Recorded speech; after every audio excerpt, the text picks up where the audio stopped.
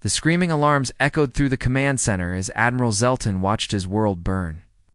The Catherian Alliance, once proud rulers of 12 star systems, now controlled nothing more than a single moonbase orbiting their dying homeworld. Below them, the planet's surface glowed red with the fires of 1,000 burning cities. The Devourer horde had done what they always did, consumed everything in their path. Leaving only ash and silence behind, Zelton's webbed hands trembled as he stared at the tactical display. Red dots representing enemy ships covered the screen, like a plague, meant another vessel filled with creatures that existed only to feed and reproduce. They had swept across the galaxy for 300 years, and no force had ever stopped them. The Alliance had held out longer than most, but even their advanced shield technology and energy weapons couldn't hold back the endless swarm forever. "Sir, we're receiving the final evacuation reports," his aide whispered, fear clear in her voice. "The last transport ships are reporting heavy losses. Most won't make it past the outer defense grid." Zelton closed his 4 eyes and felt the weight of failure crushing down on him.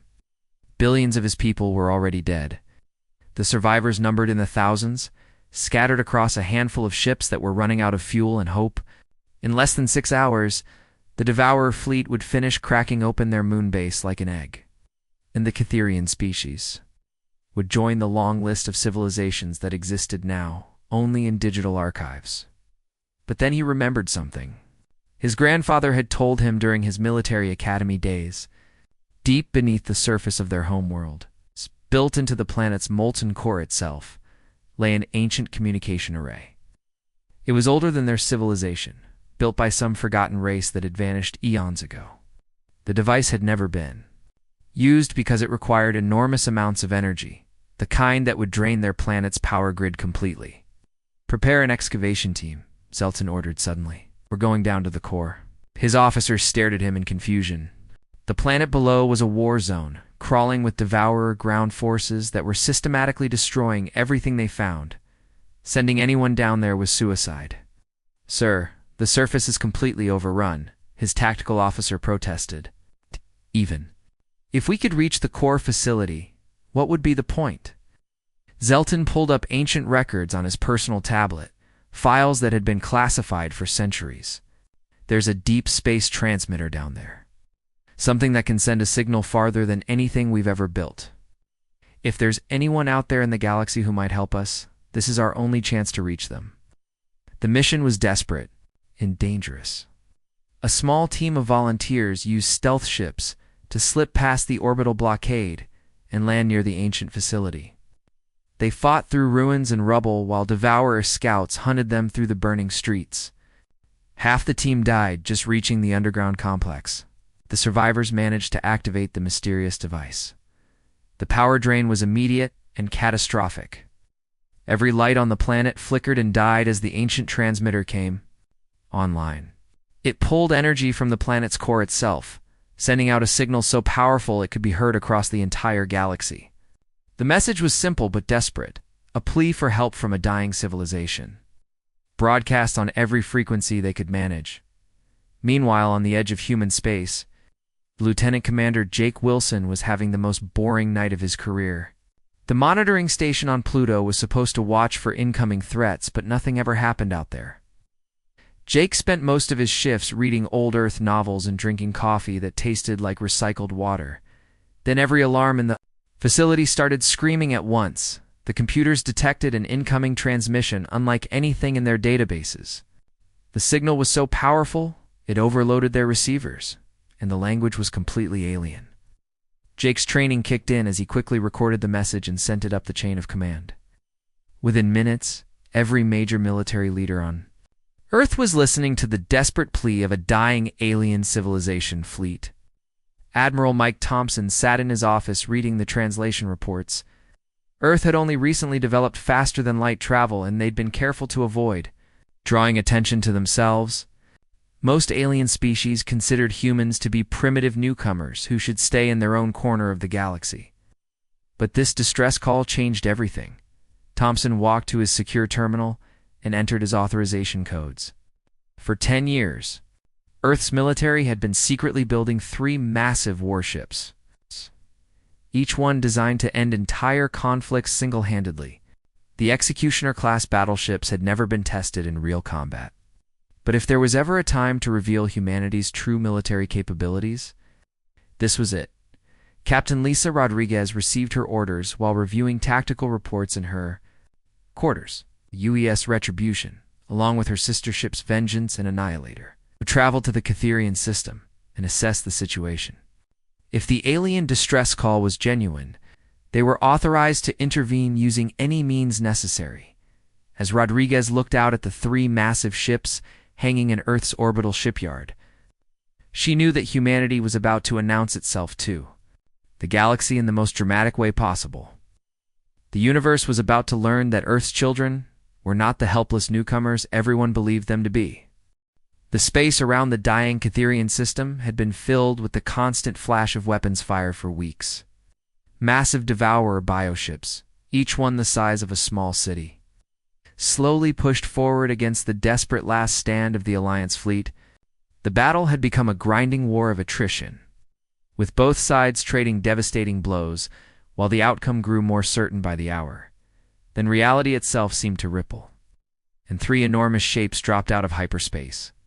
The human warships appeared without warning, their arrival so sudden that both fleets stopped firing and simply stared. These weren't like any vessels either species had ever seen. Where most spacefaring civilizations built their ships with gleaming metals and bright running lights, the human vessels seemed to drink in the light around them. Their hulls were deep black, with angular surfaces that reflected nothing back into space. Each ship was massive beyond comprehension. The smallest of the three was twice the size of the Catherian flagship, and the largest dwarfed even the greatest. Devourer biovessels. They hung motionless in space, their presence so imposing that the ongoing battle simply stopped, as if someone had pressed a pause button. Admiral Zelton floated in his command chair, all four of his eyes focused on the tactical display. His sensors were going crazy, unable to get clear readings on the mysterious newcomers. The ships seemed to be there and not there at the same time, as if they existed slightly outside normal space. "Sir, we're receiving a transmission request," his communications officer reported, her voice shaking with exhaustion and fear. Zelton hesitated for a moment. After days of non-stop fighting, he barely had the energy to think straight. But these ships had appeared right after they sent their desperate message to the galaxy. Maybe, just maybe, someone had actually heard their plea for help. "Put them through," he ordered, straightening up in his chair and trying to look more confident than he felt. The main screen flickered, and suddenly Zelton found himself looking at a creature unlike anything he'd ever seen. The being appeared to be bipedal, with pale skin and strange hair that seemed to grow from the top of its head. But what shocked him most was when it opened its mouth and spoke in perfect, unaccented Catherian. "Admiral Zelta?" "I am Captain Lisa Rodriguez of the Earth vessel Retribution. We received your distress signal and have come to offer assistance." The Zelton-esque translator device sat silent on his desk. This alien creature was speaking his native language better than most of his own. "Officers," he blinked rapidly, trying to process what he was hearing. "You're from Earth?" he managed to ask. "But humans are just a primitive species that barely learned to leave their home system. How did you get here so quickly?" "How do you speak our language?" Captain Rodriguez smiled, an expression that somehow conveyed both warmth and deadly confidence. "At the same time, we've been watching the galaxy for longer than most people realize. When someone sends a distress call, we listen. When innocent people are being slaughtered, we respond." Before Zelton could ask any more questions, his tactical officer interrupted with an urgent report. "Sir, 3 Devourer scout vessels are approaching the human ships. They're moving to attack formation." On the screen, Captain Rodriguez didn't even turn around, but somehow she seemed to know exactly what was happening. "Admiral, you might want to instruct your people to avoid looking directly at the next part." The Devourer scouts were fast, agile vessels designed for reconnaissance and harassment. Each one was roughly the size of a Catherian cruiser, armed with bioweapons that could melt through the strongest armor plating. They approached the human ships with the confidence of predators, that had never met their match. What happened next defied everything both species thought they knew about space combat. There was no flash of energy weapons, no streams of projectiles, no visible signs of any attack at all. The three Devourer scouts simply stopped existing. One moment they were there, racing toward the human vessels with deadly intent. The next moment, there was nothing but empty space where they had been. No wreckage, no explosion, no energy signature that any sensor could detect. The ships hadn't been destroyed in any conventional sense. They had been completely and utterly removed from reality itself. The silence that followed stretched across both fleets. Catherian officers stared at their displays in shock, unable to believe what their instruments were telling them. The Devourer hive mind, which had been a constant buzzing presence in local space for weeks, suddenly went quiet as the collective consciousness tried to process what had just occurred. For 300 years, the Devourer horde had swept across the galaxy like a plague. They consumed entire civilizations, absorbed their technology, and grew stronger with each conquest. Nothing had ever been able to stop them. Individual battles might go badly, but the horde always adapted, always found a way to overwhelm their enemies through sheer numbers and relentless hunger. But this was different. This was something their collective intelligence had never experienced before. 3 of their vessels had simply ceased to exist, eliminated by weapons that left no trace, no data to analyze, no way to adapt or counter. Captain Rodriguez turned back to Admiral Zelton, her expression unchanged. "Admiral, we're going to need you to pull your remaining forces back to a safe distance. What's about to happen next is going to get very loud, and we wouldn't want any of your people caught in the crossfire." Then back at the 3 mysterious human ships. "Captain, there are over 10,000 Devourer vessels in this system. Even with weapons like yours, how can 3 ships possibly?" Rodriguez's smile grew wider, revealing teeth that seemed far too sharp for such a pleasant face. "Admiral, you sent out a distress call asking for help. We're here to make sure you never have to send another one." The human ships began to move forward, and space itself seemed to bend around them. The Devourer horde had never encountered resistance they couldn't eventually overcome. Their strategy was simple and had worked for 3 centuries across hundreds of star systems. When faced with any threat, they would throw everything they had at it until nothing remained but floating debris and the screams of the dying. Now, staring at 3 mysterious human vessels, the collective consciousness made the same decision it always made: destroy the threat with overwhelming force. The response was immediate and terrifying. From every corner of the Catherian system, Devourer vessels began converging on the human ships. Massive biocruisers that looked like floating cities of bone and flesh, swarms of fighter craft that moved like angry wasps, gigantic dreadnoughts covered in weapons that pulsed with organic energy. Within minutes, over 8,000 enemy vessels were racing toward the 3 human ships with murderous intent.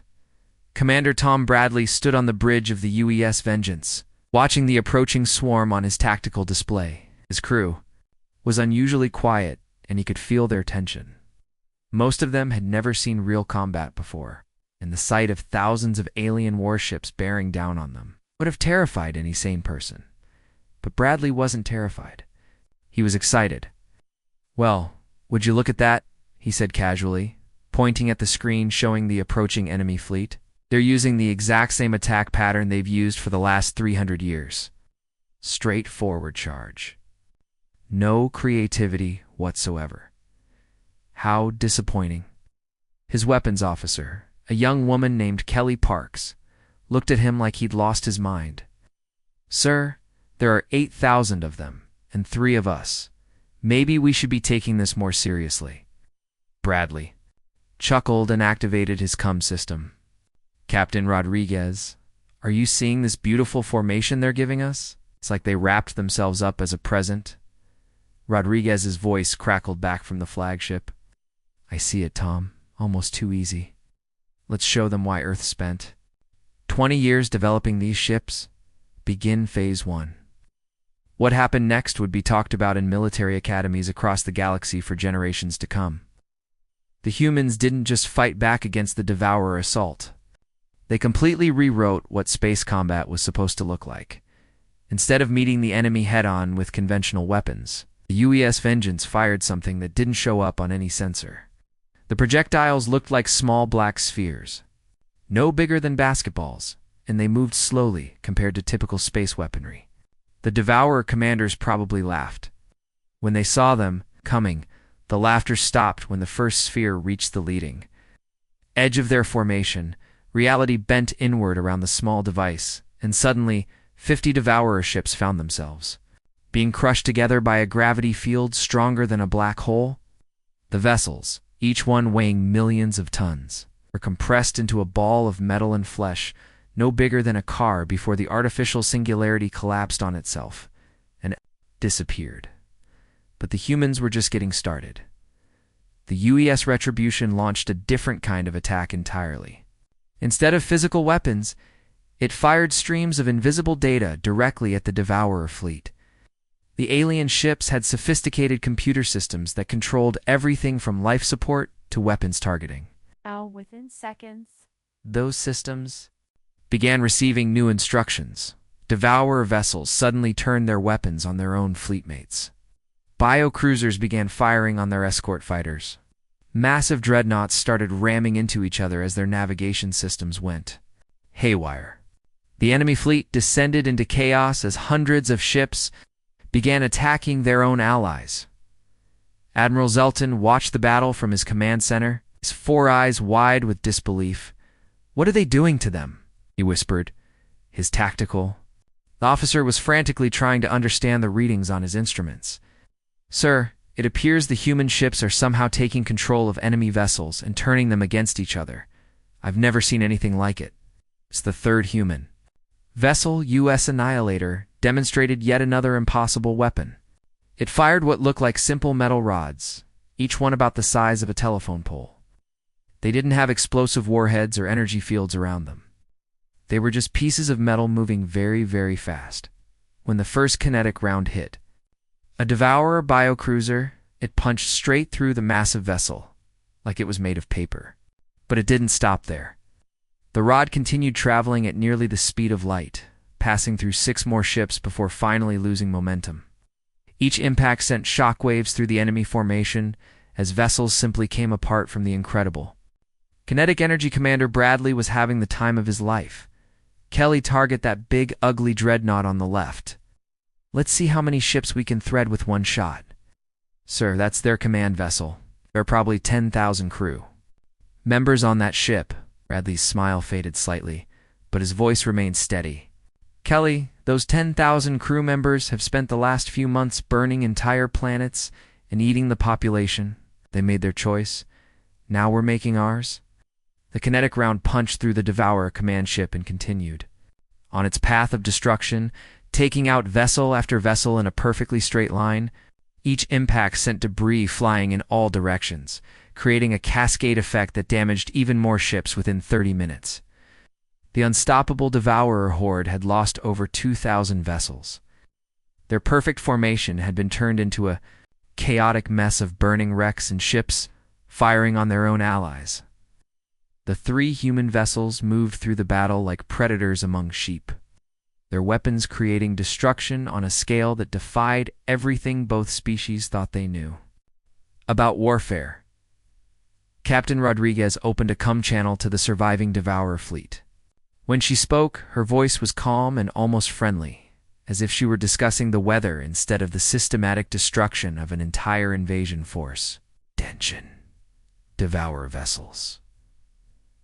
This is your first and only warning. Leave this system immediately and never return. Continue your attack, and we will demonstrate weapons that make what you've just witnessed look like a gentle breeze." The Devourer collective consciousness, for the first time in 3 centuries, experienced something it had never felt before: fear. These humans didn't just have superior technology. They fought with a creativity and ruthlessness that made the hive mind's algorithmic tactics look primitive by comparison. But the Devourers had survived for so long by never backing down, never showing weakness. The collective made its decision. If these humans wanted a war, they would get one. Every remaining vessel in the system began converging on the 3 human ships, determined to overwhelm them through sheer numbers. The real battle was about to begin. The message spread through the Devourer collective consciousness like wildfire. For 3 centuries, nothing had ever posed a real threat to their endless expansion across the galaxy.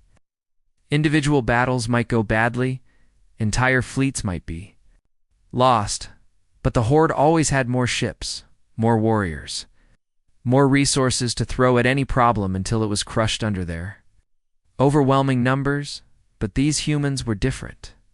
They weren't just winning battles. They were making the Devourer war machine look foolish, primitive, and predictable. Their weapons defied everything the collective understood about physics and warfare. Worse yet, they seemed to enjoy the violence, in a way that made even the hunger-driven Devourers uncomfortable. The decision was unanimous across billions of networked minds. Every single vessel in Devourer space would converge on the Catharian system. Every bioship, every fighter craft, every massive world-killer dreadnought that had been scattered across 100 conquered star systems. Ow.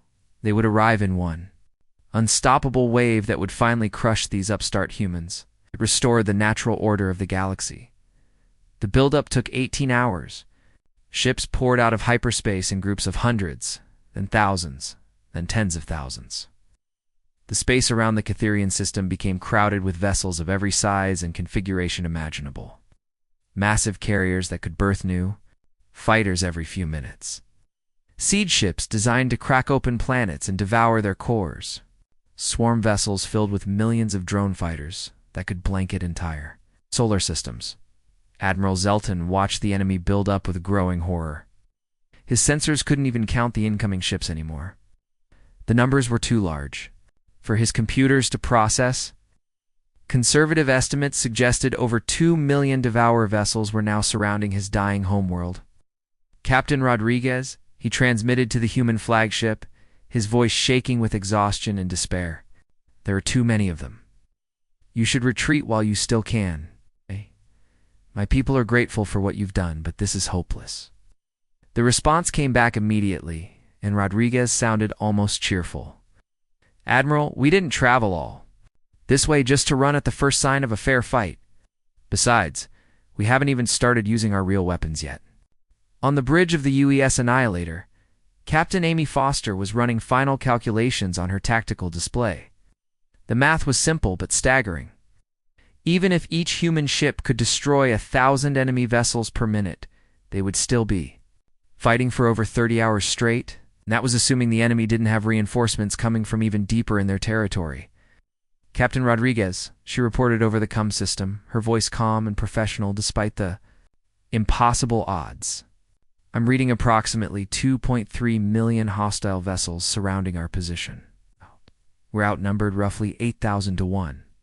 There was a pause. Then Rodriguez's laughter echoed across all 3 ships. Amy, you say that like it's a bad thing. If we were only outnumbered 1,000 to 1, this wouldn't even be interesting. Tom, Amy, are your crews ready? Commander Bradley's voice crackled back from the Vengeance. My people have been ready since we left Earth orbit. Let's show these bugs what humanity really looks like when we stop playing nice. Captain Foster checked her weapon status one more time. Everything was green. All systems ready, Captain. My crew is eager to see what these ships can really do.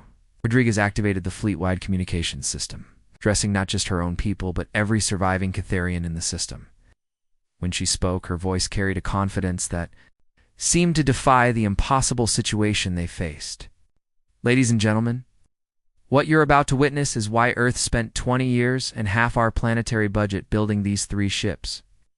The Executioner-class battleships weren't designed to win normal battles. They were built to end wars. Permanently. Begin Phase 2. The transformation was immediate and terrifying.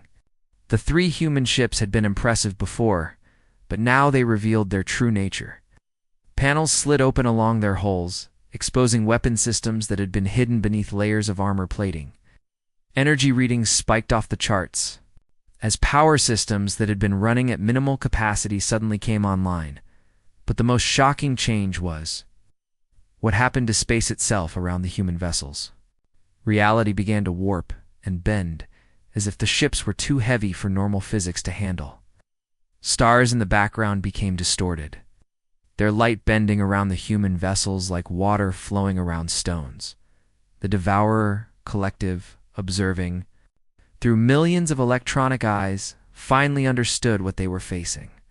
These weren't just warships. They were weapons of mass destruction on a scale that made planet killers look like toys. Captain Foster initiated the first phase of their real attack. Instead of targeting the enemy fleet directly, she aimed her primary weapon at something much larger and more dangerous. The system's star, a yellow dwarf that had been burning steadily for billions of years, suddenly found itself being manipulated by technology that treated stellar physics like a simple math problem. Initiating controlled solar destabilization, Foster reported calmly. Estimated time to directed coronal mass ejection for minutes. The Devourer fleet was so massive that it filled most of the inner system. Millions of ships arranged in complex formations, each one positioned to maximize their combined firepower against the 3 human vessels. It was a perfect formation for overwhelming a small enemy force. It was also a perfect target for a weaponized star. The sun began to pulse with unnatural energy. Massive solar flares, guided by human technology, reached out like fingers of pure destruction toward the enemy fleet. Each flare carried the energy of 1,000 nuclear weapons, and there were dozens of them lashing out simultaneously. The first wave of directed solar plasma hit the outer edge of the Devourer formation. Entire squadrons simply evaporated. The bioships designed to survive in the vacuum of space had no defense against temperatures that could melt steel in milliseconds. Thousands of vessels died in the first seconds. Their crews killed so quickly they didn't even have time to register pain. But the human weapons weren't finished. The UES Retribution and UES Vengeance added their own stellar manipulators to the attack, turning the system's star into a weapon of unimaginable power. Solar flares reached out in all directions, creating a web of destruction that no ship could escape. Within 10 minutes, over half the Devourer fleet had been incinerated. The survivors found themselves scattered and disorganized, their perfect formation broken by the raw power of a weaponized star. The Devourer collective consciousness, spread across billions of individual minds, experienced something completely alien to their nature. For the first time in their species' existence, they felt terror. Not the simple fear of death that individual creatures might experience, but the bone-deep horror of realizing they had encountered something stronger, smarter, and more ruthless than themselves. These humans hadn't just defeated them, it turned the universe itself into a weapon against them. And somehow, Captain Rodriguez was still broadcasting on all frequencies, her voice cheerful and conversational as she watched millions of enemy ships burn. That was just a warning shot, she announced to the surviving Devourer forces. Anyone who wants to leave now has exactly 60 seconds to start moving. After that, we stop being polite. The Great Devourer Horde, terror of the galaxy for 3 centuries, began to retreat for the first time in their history. The Devourer fleet was running for the first time in 300 years. Ships that had never known defeat were now fleeing in panic, their crews desperately trying to reach the safety of their home territories.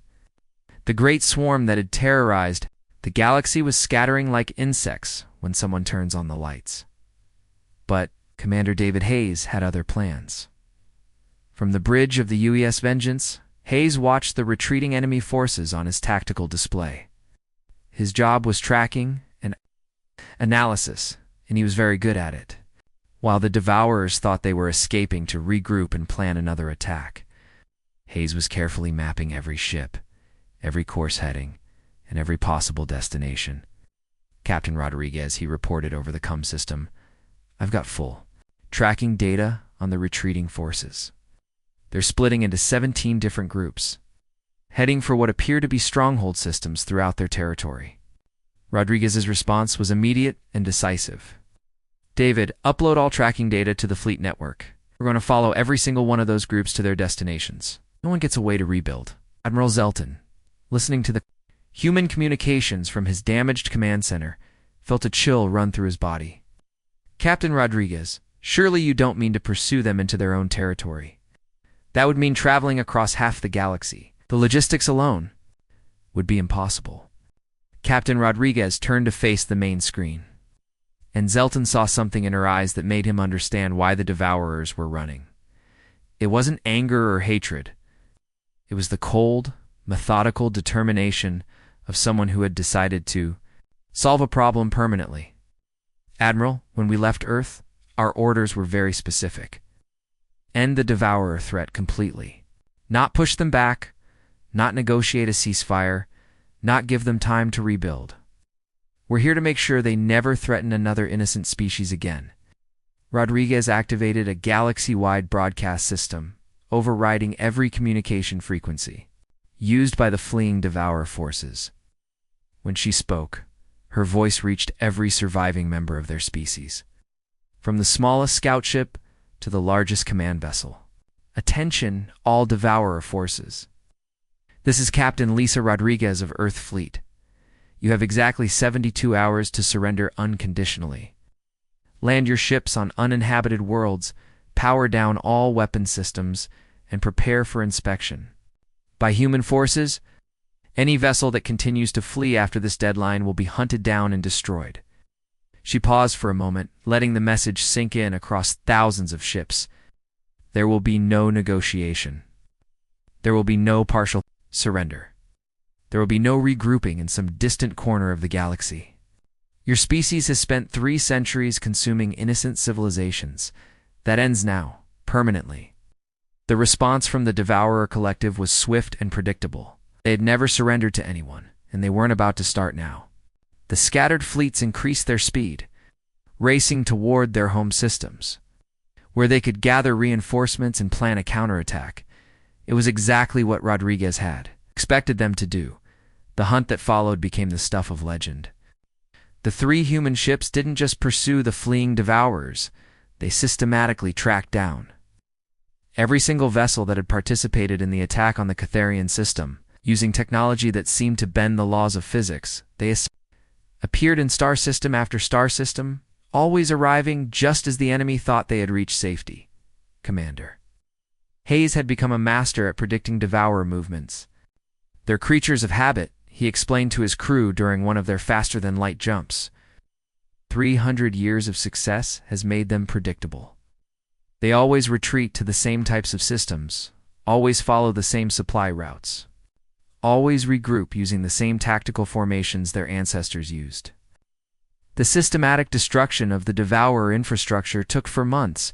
Every major stronghold, every breeding world, every supply depot was located and neutralized.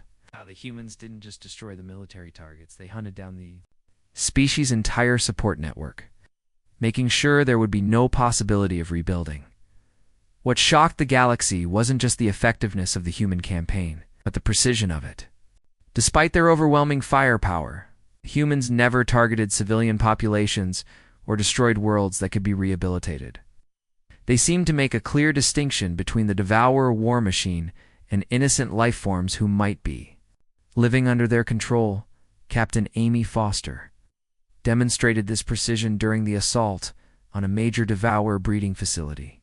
I'm detecting approximately 50,000 non-Devourer life signs on the surface, she reported to Rodriguez. Looks like they've been keeping slaves from conquered species. Acknowledged, Rodriguez replied. Use surgical strikes only. I want that facility disabled without harming the prisoners. We'll coordinate with local resistance groups to handle the evacuation. By the end of the 4th month, the threat that had plagued the galaxy for centuries simply ceased to exist. The last Devourer stronghold fell to a coordinated attack by all 3 human ships. And suddenly, the galaxy was quiet in a way it hadn't been for generations. As the human fleet prepared to return to Earth, Admiral Zelton requested a final meeting with Captain Rodriguez. The Catharian leader had spent months trying to understand how 3 ships from a barely known species had accomplished what the combined forces of dozens of advanced civilizations had never managed. Captain Rodriguez, he said during their last communication, there's something I need to ask you. When we sent out our distress call, we transmitted it to thousands of star systems. Dozens of species heard our plea for help, but all of them ignored us. They said the Devourer threat was too dangerous, that getting involved would only lead to their own destruction. Rodriguez nodded, understanding where the question was leading. But you came anyway, Zelton continued. Your people had never even met us before, never had any contact with our civilization. You had no treaty obligations, no economic interests, no strategic reasons to get involved. Yet you traveled across the galaxy to help complete strangers. And you didn't stop until the threat was completely eliminated. Why? Captain Rodriguez looked out at the stars, thinking about her answer for a long moment. When she finally spoke, her words would be remembered and quoted across the galaxy for generations to come. Admiral, the answer is actually very simple. You asked for help.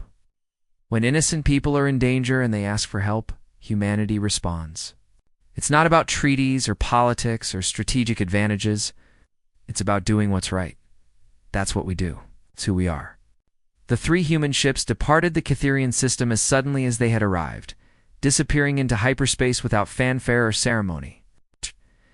But their impact on the galaxy was permanent. Word of what had happened spread quickly through every civilized system, carrying a simple but powerful message. Humanity had arrived on the galactic stage, and the universe would never be the same.